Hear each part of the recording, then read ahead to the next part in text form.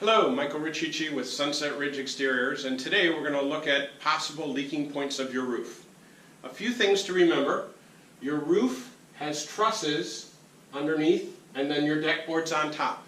Typically a roof leak will not jump in between the trusses, and typically water does not run uphill. So when we're looking for a leak, we're looking for things that we call protrusions. What are protrusions? One of the examples that we have is our ridge vent. The ridge vent sits along the top of the ridge here, and what we have to remember is that wind accelerates as it goes uphill. So as that wind comes in at 60 miles an hour, it is compressed and running uphill. It may get to 80 to 90 miles an hour by the time it gets to the top. The area along the top 3 rows of shingles are usually affected by wind damage, and the other area is the ridge cap. Frequently what we see is that ridge cap not nailed down properly with the length of nails that it needs to be nailed down with.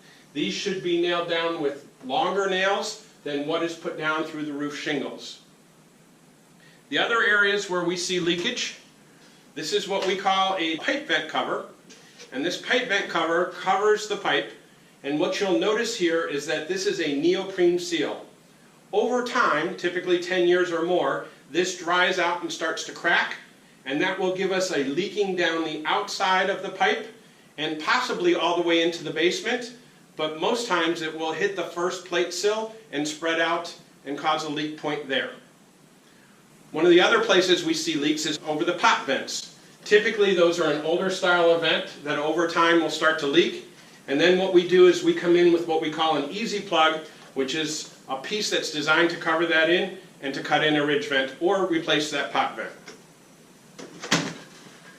We also see sidewall issues, and the sidewall is where 2 parts of your house meet, and this would be the house, and then we would have a garage over here, and this area here is called our sidewall.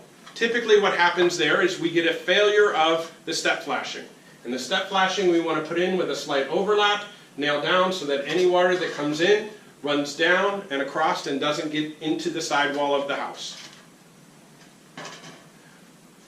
Another area that we see is the valleys. The valleys are prone to leakage, and that's where your 2 areas come together. And this is your valley. The other thing to really pay attention to is any debris. Leaves, tree limbs, a lot of different things can be up there. That'll cause that water to back up and stop and then run back in and cause leak points in that valley. The other type of valley we have is a metal W valley. And that W valley can rust over time and cause leaks. So those are areas that we want to check also. Frequently we have a skylight, and the skylight is designed to last 15 to 20 years maximum, and then they'll start to leak, and typically we see leaking around the skylight and the flashing that has failed. So that's another area. One of the last things we're going to talk about is the chimney. With the chimney, we have flashing that goes around the chimney. Typically we like to see that flashing ground in, so that as the water makes its way down the grout lines, it doesn't get in behind the chimney. Then we counter flash with step flashing underneath that for the shingles. But one of the main areas that we want to take a look at is the chimney cap. That chimney cap can either be aluminum, or a lot of times it's some type of concrete cap. That concrete can split and crack.